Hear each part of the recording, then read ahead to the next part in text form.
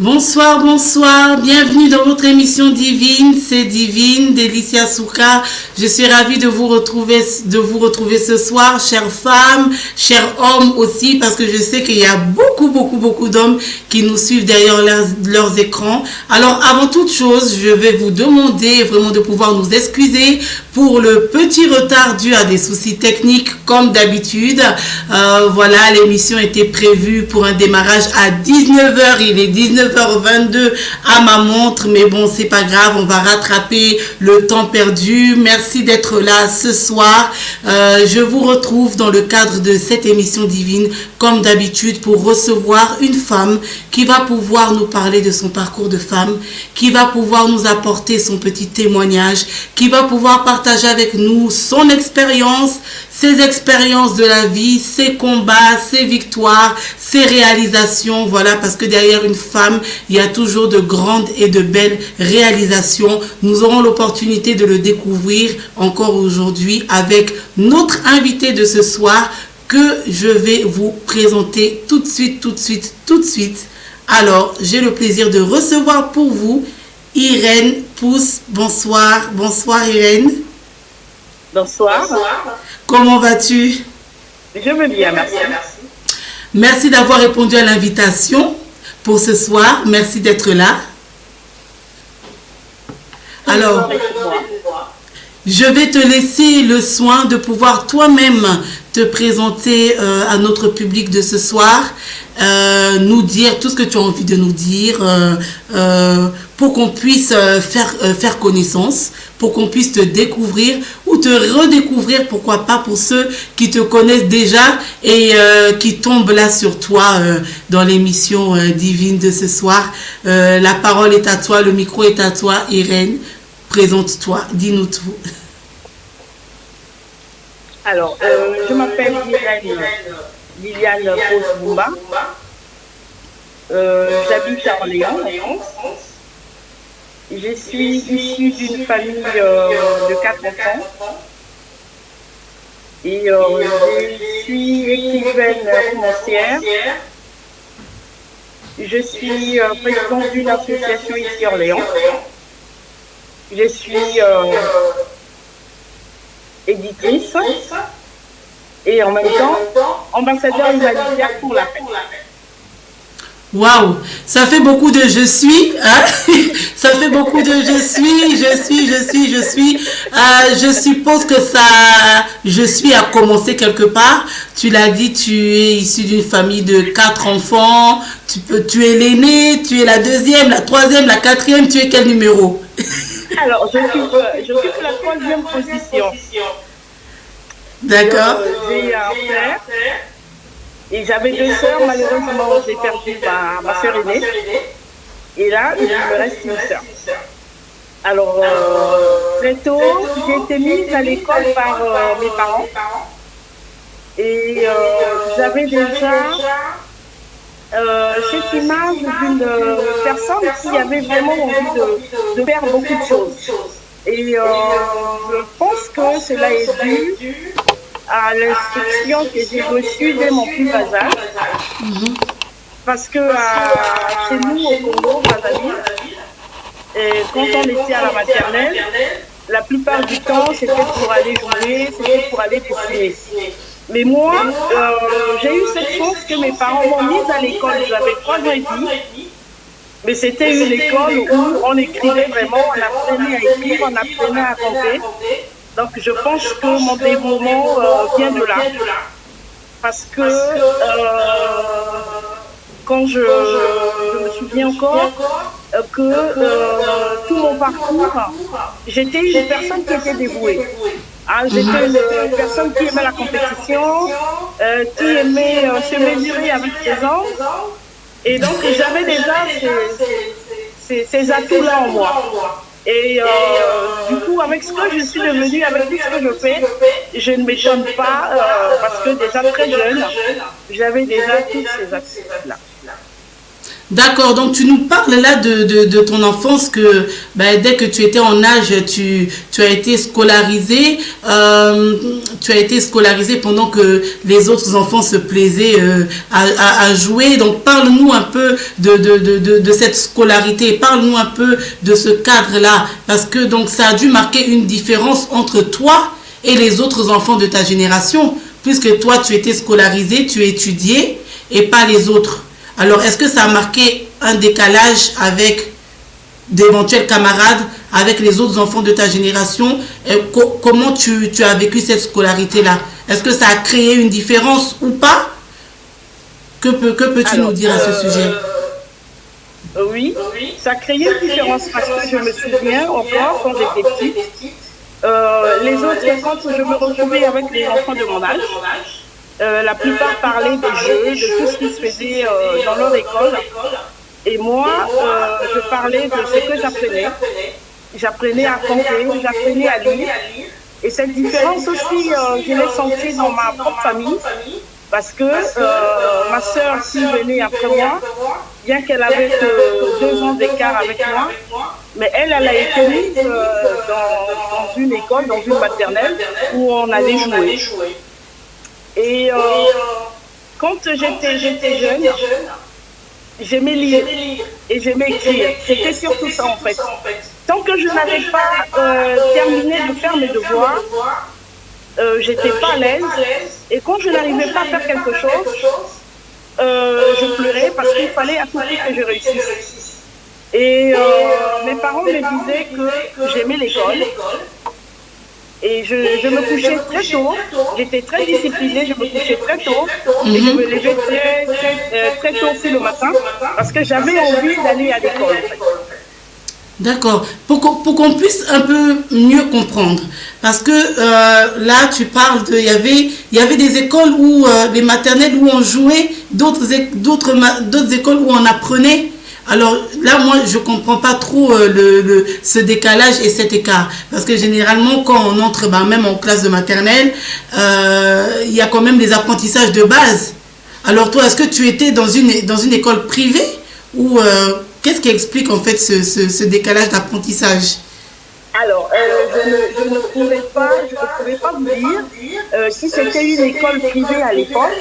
Je sais qu'on habitait à Pointe-Noire, c'était à Tchétché. C'était une école qui était réputée et on ne passait pas seulement notre temps à jouer, mais on passait le temps à apprendre en fait. C'était une école d'apprentissage. Et ça m'a beaucoup aidé. Je me souviens encore de cette école-là où elle était. Et on avait une tenue comme uniforme, comme tous les autres enfants. Mais on avait des cahiers, on avait l'ardoise. Donc on écrivait, on nous donnait des choses à écrire, on nous apprenait comment il faut compter, on nous apprenait l'alphabet, on nous apprenait à écrire. D'accord. D'accord. Avant de poursuivre, on nous signale qu'il y a un petit écho. Alors, je ne sais pas, Irène, si tu peux brancher tes écouteurs. Est-ce que c'est possible pour toi? On va essayer de corriger un peu ce petit détail, alors, si c'est possible. J'espère que ça ira mieux ainsi. Normalement, ça ira mieux. Est-ce que tu m'entends toujours? Oui, tu m'entends toujours bien? D'accord. Alors, j'espère que le petit problème d'écho a été corrigé, on nous le dira. Oui, donc tu nous parlais donc de ta scolarité. Donc, dès le plus jeune âge, tu es tombée tout de suite amoureuse des mots, en fait, des mots et des lettres. Et comment est-ce que tu as entretenu cet amour-là pour les mots, pour les lettres? Comment est-ce que tu l'as entretenu? Comment est-ce que ça s'est développé avec le temps?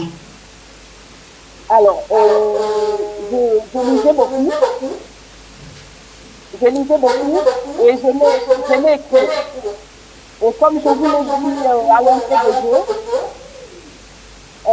que j'aimais la compétition.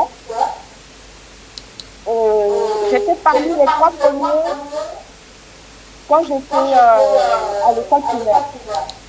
D'accord. Et toutes les fois que j'avais une mauvaise note, j'étais pas contente, je ne jouais pas, je devais réussir la prochaine fois et je devais briller.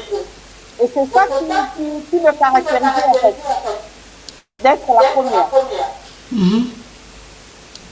Waouh, d'accord. Donc plus tard, tu as grandi comme ça, Irène, Irène, l'élève brillante, Irène, l'élève passionnée des lettres. Que disaient les parents? Que disaient les parents? Que disaient les frères et sœurs? Que disaient les amis? Mes parents étaient très fiers de moi. Parce qu'en fait, je me différenciais toujours des autres. Je me différenciais toujours des autres, même à la maison. Dès que je rentrais de l'école, j'avais envie d'écrire. J'avais envie de faire mes devoirs avant d'aller jouer. Bien que j'étais une enfant, je ne vais pas vous dire que je n'ai pas vécu mon enfance comme tous les autres enfants. Je l'ai vécu comme tous les autres enfants, j'avais des amis, je faisais des jeux avec eux, mais la priorité c'était d'abord de faire mes devoirs. Et je lisais beaucoup. À l'époque, je l'étais bien, et quand on était à on allait souvent à la librairie, au centre-ville, où mon père ou ma mère devaient m'acheter des livres. Et je lisais aussi beaucoup les aventures, les livres d'aventures de Tintin, par exemple.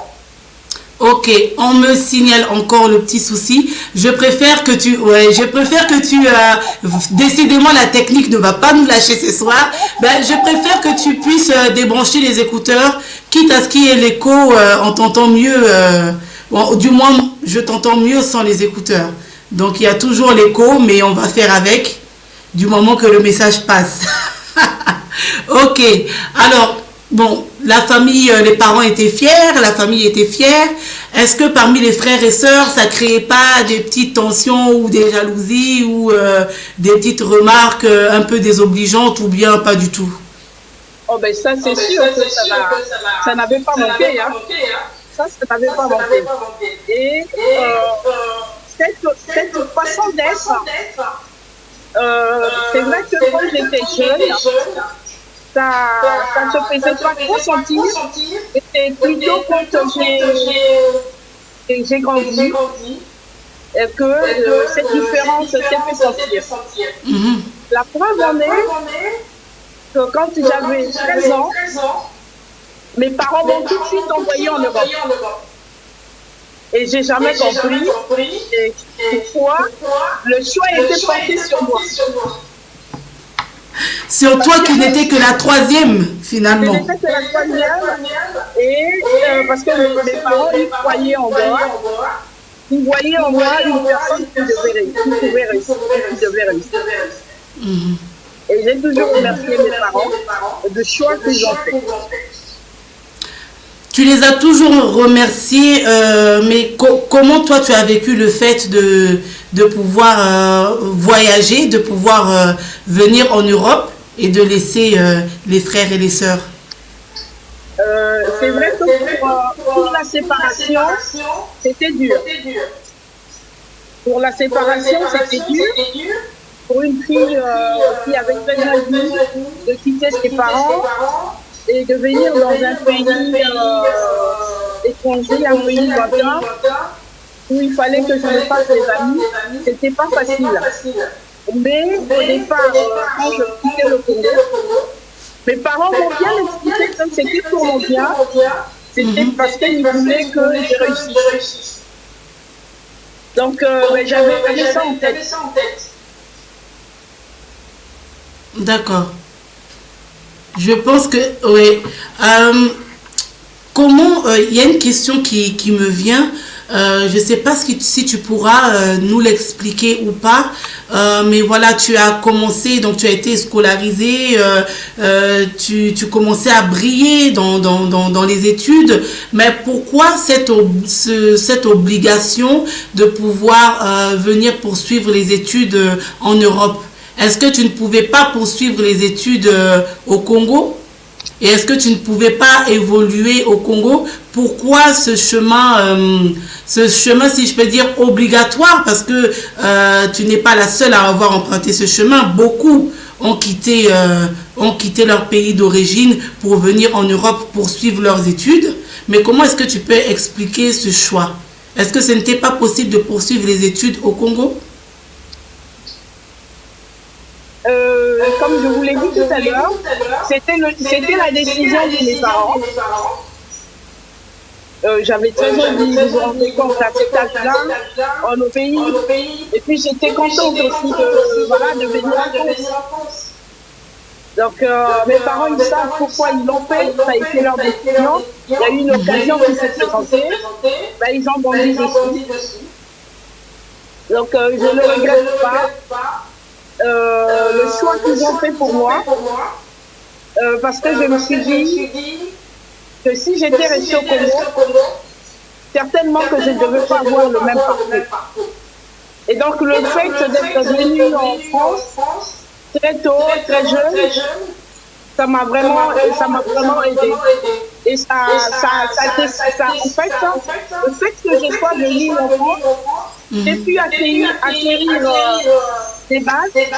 J'étais indépendante très tôt, et c'est cette indépendance que je montrais déjà dès mon jeune âge.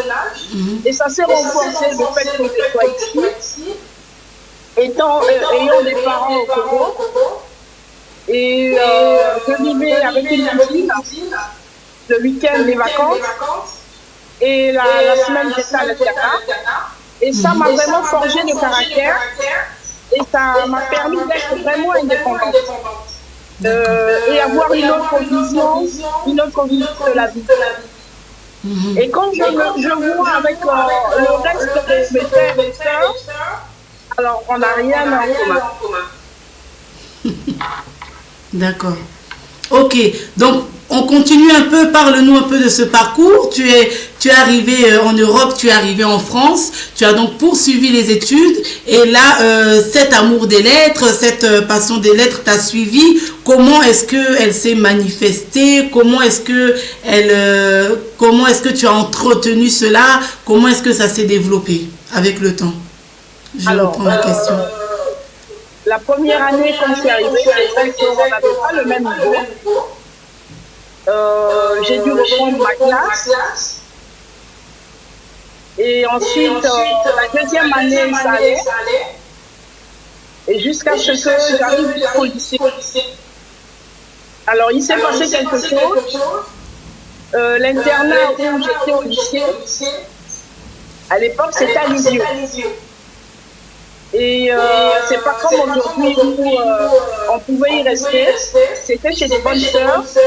Il fallait sortir le vendredi soir et revenir le lundi matin.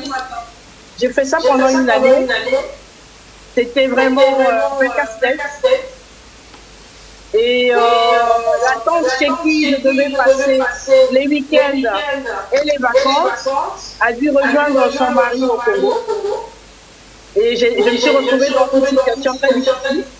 J'étais en première quand mes parents, ils m'ont dit, écoute, tu ne peux pas continuer à vivre dans ces conditions, tu reviens. Et l'année prochaine, quand tu vas avoir ton bac, tu vas repartir. Et c'est ce qui s'est passé. Je suis rentrée au Congo. La deuxième année, quand j'ai eu mon bac, je suis revenue. Mais donc du coup, comment tu as vécu encore comment tu as vécu ce retour aux sources, si je peux dire forcé, parce que du coup c'était pas prévu. Il y a une circonstance malencontreuse qui s'est présentée qui a fait que tu puisses retourner encore au Congo. Comment tu as vécu ce moment-là et malgré ça, comme tu as dit, tu as poursuivi encore les études jusqu'à arriver au bac. Donc en fait, ce passage-là, ça ne t'a pas découragé, ça t'a pas freiné. Comment ça s'est passé cette transition? Alors, c'est ça que j'étais en train de vous dire au début, que j'ai un caractère qui est un peu spécial en fait. Je ne sais pas non seulement à cause de l'instruction que j'ai reçue depuis mon plus jeune âge, mais je suis une personne qui s'adapte facilement à l'environnement. Et j'ai un caractère qui est forgé, où je ne me décourage jamais. Quand j'ai quelque chose en tête, ben je dois aller jusqu'au bout. Et même quand je n'ai pas réussi cette fois-là, eh ben je vais réessayer la prochaine fois. Et c'est ça qui me caractérise toute ma vie. Ok. Et pour revenir à la question, c'est vrai que ce n'est pas les mêmes amis que j'ai trouvés, puisque je suis partie de Pointe-Noire pour la France. Et quand je suis repartie au lycée, ben, c'était à Brazzaville. Donc j'ai dû composer avec ma famille, qui était mon premier soutien. Et comme je m'adapte facilement à l'environnement dans lequel je me trouve, je me suis fait des amis au lycée. Ok. Et donc, tu as passé le bac et tu es revenu Je suis revenue en France. Tu es revenu en France. Et comment ça s'est passé, le retour? Comment ça s'est passé? Sous des meilleurs auspices, je pense. Oui, sous les meilleurs auspices. Bon, les choses n'étaient plus telles qu'elles étaient avant. Parce que ce que je vous racontais avant, j'étais adolescente, j'étais jeune. Quand je reviens en France, j'ai un ami en fait. Et donc du coup, la cadence n'est plus la même. Et la priorité aussi.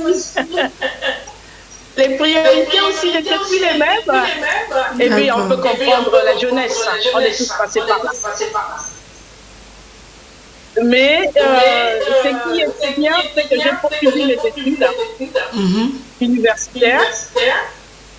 J'ai certainement pas fait ce que l'option que je devais choisir au départ.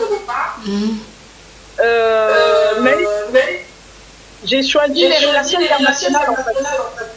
Parce qu'à l'époque, je devais faire l'Inde, je n'ai pas fait l'Inde. Quand je suis repartie au Congo, j'ai préféré aller cette année. Donc j'ai fait gestion. Et quand je suis revenue en France, j'ai fait relations internationales. D'accord. Là, on est quand même en train de traiter quand même de sujets qui sont quand même importants et peut-être et sûrement à travers lesquels beaucoup vont se retrouver.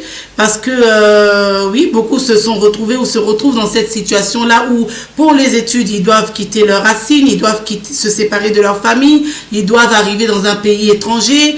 On trouve d'autres réalités là-bas. C'est pas facile, c'est pas évident. Il faut s'adapter. Bon, toi, tu nous parles de ta force de caractère qui a fait que tu puisses supporter, encaisser et puis rebondir. Mais il y en a d'autres pour qui ce n'est pas le cas. Alors, quel message as-tu peut-être pour ces jeunes filles, ces jeunes femmes et pourquoi pas ces jeunes garçons aussi qui ont entrepris des études ou qui veulent entreprendre des études mais qui sont confrontés à toutes ces problématiques-là, tous ces paramètres-là, que ça soit quitter le pays d'origine, que ça soit se séparer de la famille, des parents, se retrouver seul sur une terre étrangère, et rencontrer des réalités qui finalement découragent, des fois la précarité même qui décourage et qui fait que on abandonne le projet, on abandonne le rêve, on abandonne des études et on prend une toute autre orientation. Qu'est-ce que tu pourrais faire passer comme message à ces jeunes-là, ces jeunes étudiants qui se retrouvent face à ces barrières-là, afin pour les encourager tout simplement, pour qu'ils ne lâchent pas, pour qu'ils essayent d'aller un peu jusqu'au bout, si tu peux un peu les rebooster par rapport à ton parcours à toi. Alors, je vais revenir sur une chose. Les périodes ne sont plus les mêmes. Parce que moi, je me rappelle à l'époque où j'étais étudiante, nous, on avait la possibilité de faire des petits boulots à côté malgré la bourse que j'avais. Donc, on pouvait faire autant de petits boulots que l'on souhaitait. Alors qu'actuellement, les jeunes d'aujourd'hui n'ont plus ce choix. En dehors de ce problème de travail, ce que je voudrais dire à tous ceux-là, que ce soit des filles ou des garçons, qui peuvent se retrouver dans une telle situation, de ne pas abandonner, d'aller jusqu'au bout. Le vrai problème, c'est d'abord de croire en soi-même. Parce que abandonner, c'est une lâcheté pour moi, je me dis. Passez-moi l'expression, on peut dire que bon, parce qu'il y en a d'autres qui n'ont pas le choix, qui n'ont plus de soutien. Mais je pense que quand on veut, on peut, quels que soient les moyens par lesquels on peut y parvenir. Je ne dis pas de faire des mauvaises choses, bien sûr. Nous, à notre époque, quand la bourse ne passait pas, nous, on faisait des petits boulots. Donc, j'encourage tous ces étudiants qui rencontrent des difficultés, qui ont envie d'abandonner, de ne pas abandonner, au contraire de s'accrocher, parce que ce qu'ils doivent avoir en tête, c'est l'ambition et l'objectif qu'ils se sont fixés. Parce que quand on a un travail, ça nous donne de la valeur, non seulement pour soi-même, mais autour de nous aussi.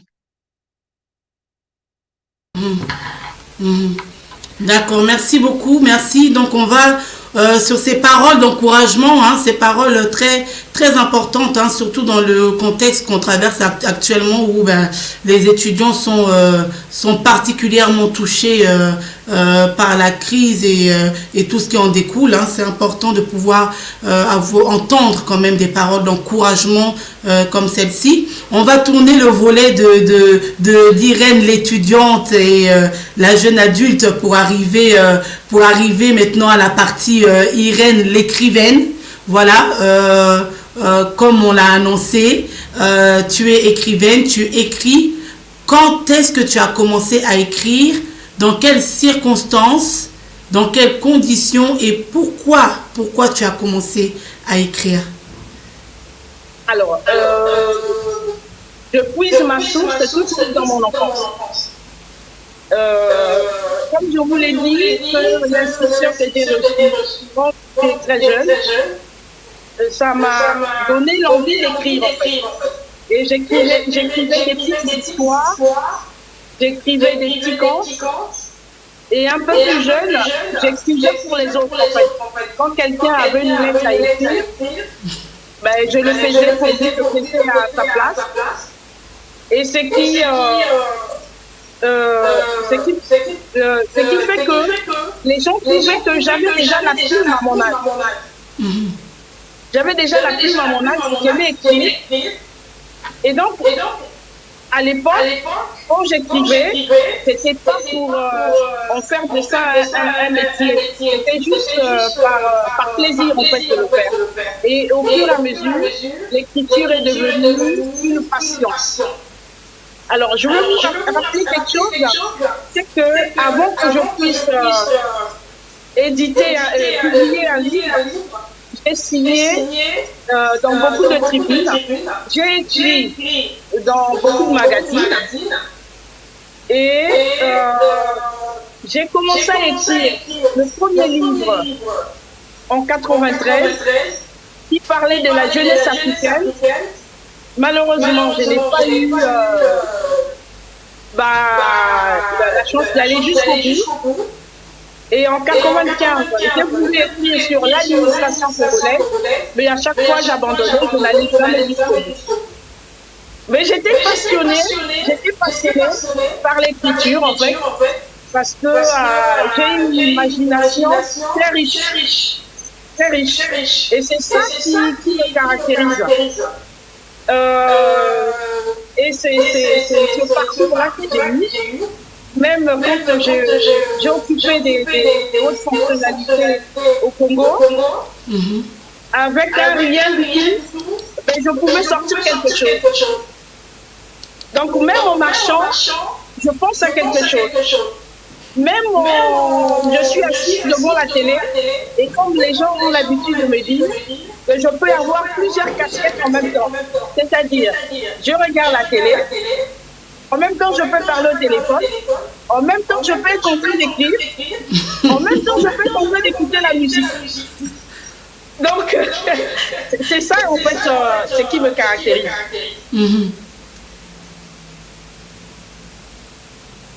Donc une imagination très riche où je peux vraiment, en un rien de temps, je peux avoir une idée qui me vient en tête et tout de suite, je peux écrire une dizaine de pages. Et quand je me mets vraiment, vraiment j'écris et je suis vraiment à fond là-dedans. D'accord. Et qu'est-ce qui t'a poussé à écrire, à te lancer dans l'écriture d'un livre? Parce qu'une chose est d'être passionné, une chose est d'aimer l'écriture, d'aimer écrire, mais une autre est d'écrire un livre. Parce que ça, c'est quand même une autre étape, si je peux dire une étape supérieure. Donc oui, tu écris depuis ton plus jeune âge, tu aimes ça, tu es passionné par ça, mais de là à écrire un bouquin, alors qu'est-ce qui t'a poussé à écrire, à te lancer dans l'écriture d'un livre? Parce que ça, c'est quand même quelque chose, un projet de taille à ne pas négliger. Alors, tu as raison de dire ça. Parce qu'on peut avoir une idée, on peut avoir une inspiration, mais écrire un livre, ça c'est un autre niveau. Parce qu'il faut réfléchir, il faut mettre en place des personnages, l'illustration, inventer des choses, créer des dialogues, agencer les paragraphes pour qu'il y ait la suite. On se met à la place du lecteur, que ce soit une histoire qui tienne jusqu'au bout. C'est pas donné à tout le monde. C'est ça. C'est un travail de longue haleine. Je peux comparer ça à un sportif avec beaucoup d'entraînement, parce que comme je vous ai dit, j'ai pas commencé à écrire aujourd'hui. J'ai retrouvé les écrits de 93 et de 95. Je pense que dans les prochaines années, je vais me replonger là-dessus et je vais réécrire. Et je voyais déjà ma plume, à quoi elle ressemblait. Et avec le temps, elle s'est améliorée. Certainement qu'avec les expériences, parce que je suis une grande lectrice, je lis beaucoup. Donc, je prends les idées à gauche, à droite, en mélangeant avec mon imaginaire, en mettant cela à mon style. Certainement que hier, je n'avais pas ça. Donc, pour moi, l'écriture, c'est un moment de m'évader, un moment de transmettre, un moment d'écrire pour écrire des histoires qui nous passionnent, des histoires qui nous concernent, qui concernent notre quotidien, parce qu'il y a beaucoup de gens qui se retrouvent à travers mes écrits,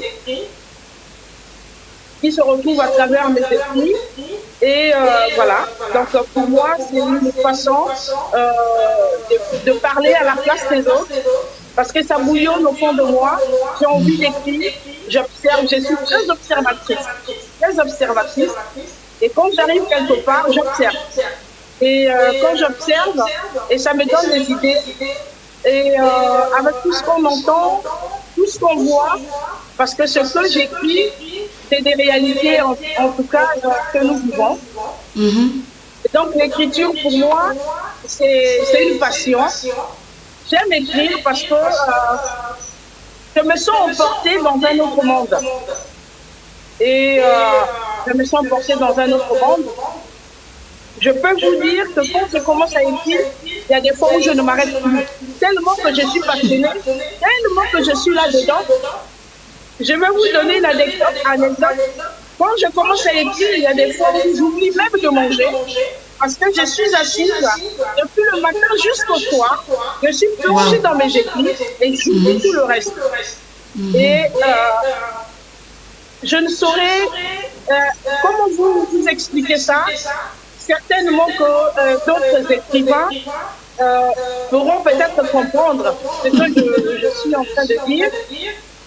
C'est un monde dans lequel je m'approprie. C'est mon monde à moi.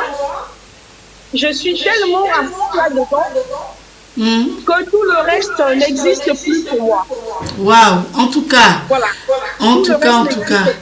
Bon, moi je dirais plutôt qu'une passion ne s'explique pas. Hein. Une passion ne s'explique pas, elle se vit tout simplement. Elle se vit et elle se transmet et elle se partage, mais elle ne s'explique pas.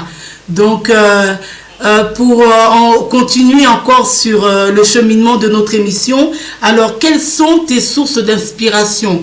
Qu'est-ce qui t'inspire plus précisément? Quels sont les thèmes qui t'inspirent plus précisément? Quels sont les sujets que tu aimes développer dans tes ouvrages, dans tes écrits? Alors, ce qu'il faut comprendre, c'est que je suis chrétienne depuis des générations. J'ai reçu une éducation chrétienne qui est basée sur l'amour, qui est basée sur le prochain, qui est basée sur la miséricorde et qui est basée sur la compassion. Alors, mes écrits parlent de toutes ces personnes-là qui ont envie de s'en sortir, toutes ces personnes qui vivent des situations difficiles, toutes ces personnes qui ont vraiment des histoires à raconter et qui peuvent servir d'exemple en fait. C'est sur ça que j'ai écrit.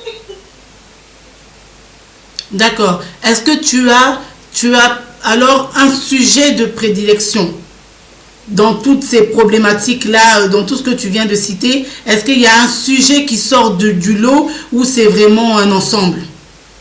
Non, c'est la victoire en fait. C'est la victoire en fait. Moi, j'essaie de donner à chacun les outils nécessaires pour pouvoir s'en sortir, pour pouvoir se prendre en charge, parce que je me dis que la victoire s'obtient au bout de l'effort.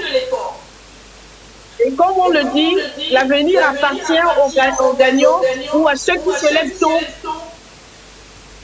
C'est pas qu'on est assis dans son canapé et tout arrive. Non, on doit se lever, on doit aller chercher, on doit se battre, on doit le mériter. La vie n'est pas facile. N'est pas facile pour tout le monde. Je ne parle pas de ceux-là qui arrivent, où ils trouvent déjà, voilà, tout est fait pour eux. Et moi, je parle de toutes ces personnes qui se battent tous les jours pour avancer, pour réussir, pour obtenir. En fait, moi, c'est ça qui me caractérise. Donc, mes livres encouragent, en fait. Encourage que tout est possible, qu'on peut réussir si on le veut, si on met les moyens de son côté, quel que soit le chemin par lequel on peut passer. Bien sûr, on ne parle pas de poser des actes qui sont déshonorants ou des actes qui ne plaisent pas, mais dans la dignité, dans la sincérité, dans la vérité, si on veut de quelque chose, on va y arriver. Mais la première des choses, c'est d'abord de savoir si on a un objectif à atteindre. C'est d'abord ça, parce que les gens, généralement, les gens n'ont pas l'estime en soi. Les gens se sous-estiment en fait. Mais moi, j'arrive à dire à quelqu'un que non, ne te sous-estime pas. Il n'y a pas de miracle, sauf le travail bien accompli. Donc, toi aussi, tu peux y arriver. Et donc, je raconte dans mes bouquins tout ce genre d'histoire. Et qui font que ça encourage les gens à aller de l'avant, à se prendre en charge. Donc, finalement, ce que tu écris entre vraiment dans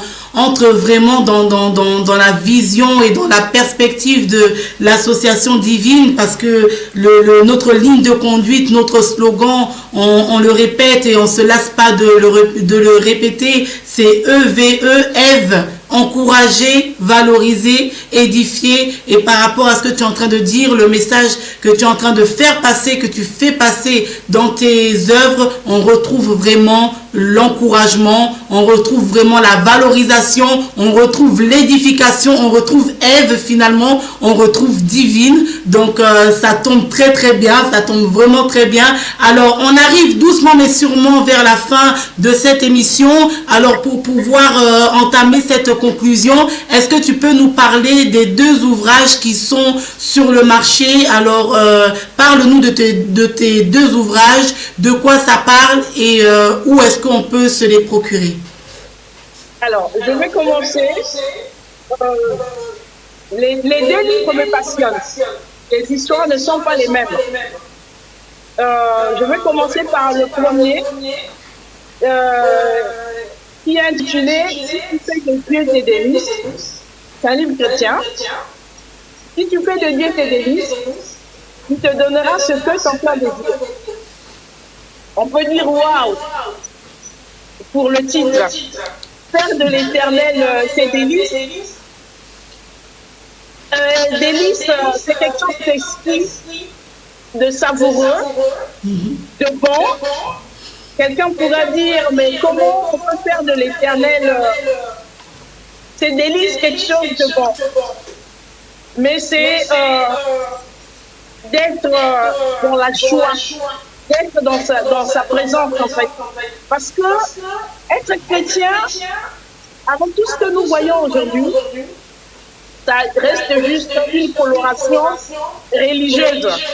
Mais la pratique, elle est différente parce que le monde nous séduit. On a le pied dans le monde et on a le pied en même temps à l'église. On ne dit pas de ne pas aimer le monde, de ne pas y être, de ne pas y participer, puisque nous y vivons, mais c'est de faire des choses qui sont justes et ne pas se laisser embarquer dans des choses qui conduisent à la destruction du monde.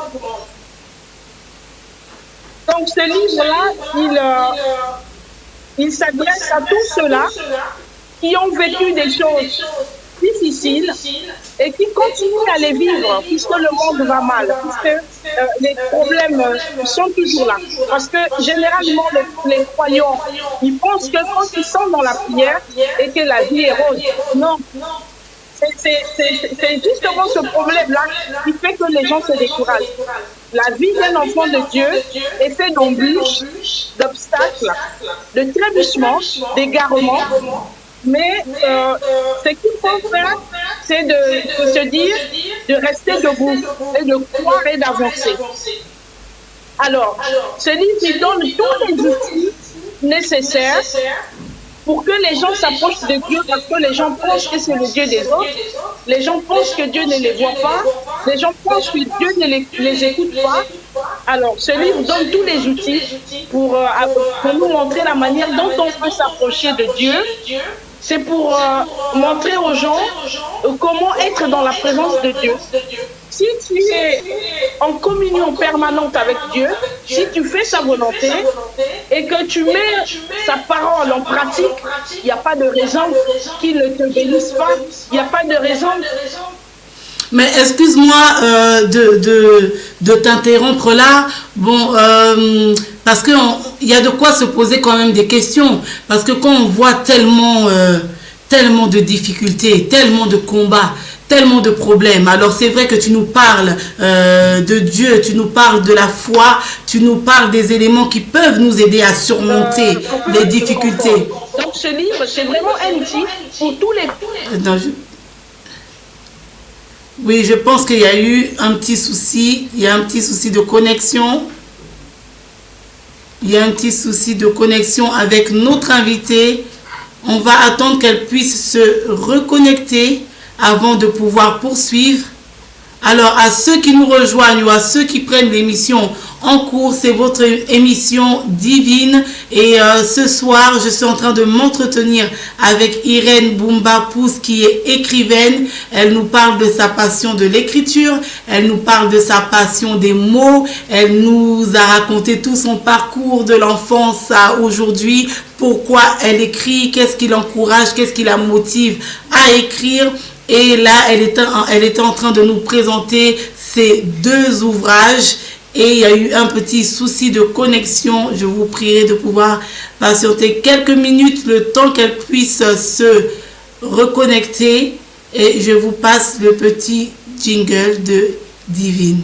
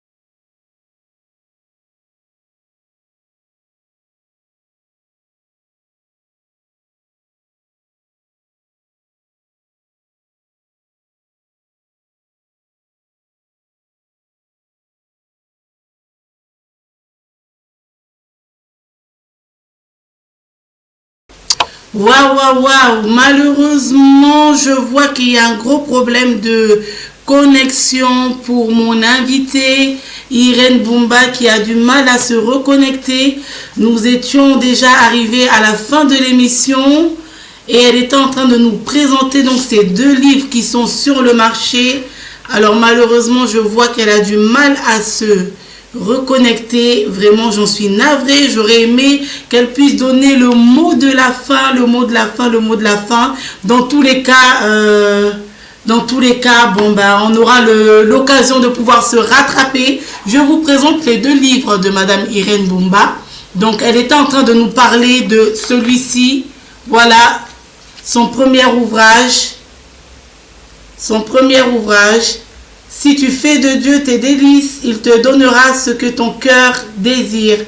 Irène Boumba Pousse. Voilà, elle nous parlait là de toutes les clés, les conseils qu'elle pouvait nous apporter pour pouvoir surmonter tous les combats de la vie, notamment la foi et la prière. Et voilà son 2e ouvrage, Le combat d'une femme pour l'amour de mes fils. Voilà, Le combat d'une femme pour l'amour de mes fils, d'Irène Liliane Boumba Pousse. Voilà les 2 ouvrages dont on voulait vous parler ce soir et que vous pouvez vous procurer tout simplement, hein, voilà, sur Google, sur Amazon, voilà, en tapant tout simplement le nom de l'auteur ou le titre du livre. Voilà, désolé, j'aurais aimé que Madame Boumba puisse clôturer l'émission, vous donner le mot de la fin. Ce n'est que partie remise. Merci d'avoir été là avec nous depuis le début, dès le début de ce programme, de cette émission. Vous savez, les émissions divines, ça fait partie des activités, des actions de l'association divine pour encourager, valoriser, édifier les femmes. Voilà, notre combat, c'est l'épanouissement de la femme. Notre combat, c'est la valorisation de la femme dans tous les domaines. Dans tous les domaines, nous voulons dire à la femme qu'elle est formidable, que c'est une héroïne, qu'elle est forte, qu'elle est divine, qu'elle est capable de tout, qu'elle est capable même de l'inimaginable. Voilà, nous voulons lui rappeler toutes ces choses parce que c'est pas facile quand on a des combats, on traverse des situations difficiles, il y a des épreuves de la vie qui viennent nous décourager, qui viennent nous mettre un coup au moral et c'est pas facile de se dire que non, je peux me relever, je peux encore y arriver, je peux accomplir et réaliser de belles choses, de grandes choses. C'est pas facile. Alors l'association divine est là à travers les différentes activités, malgré le confinement, malgré la crise. Nous voulons continuer à faire passer ce message d'encouragement pour les femmes, à faire passer ce message-là qui va rebooster, qui va valoriser encore les femmes. Donc voilà, si vous en avez marre d'entendre parler des femmes, alors là, je ne sais pas quoi vous dire, si ce n'est tant pis pour vous, parce qu'on doit tellement à la femme. La femme, c'est la mère de l'humanité. Il n'y a pas d'humanité sans la femme. Il n'y a pas de monde sans la femme. Donc, supportez tout simplement et supporter. Mais nous, on ne se lasse pas de faire passer ce message que la femme connaisse son identité, qu'elle retrouve son identité et qu'elle puisse toujours marcher la tête haute. Voilà un petit peu. Merci d'avoir été avec nous ce soir. On se dit certainement à la prochaine avec une nouvelle invitée. Merci de nous avoir suivis. Bye bye. Bonne soirée à tous et à toutes.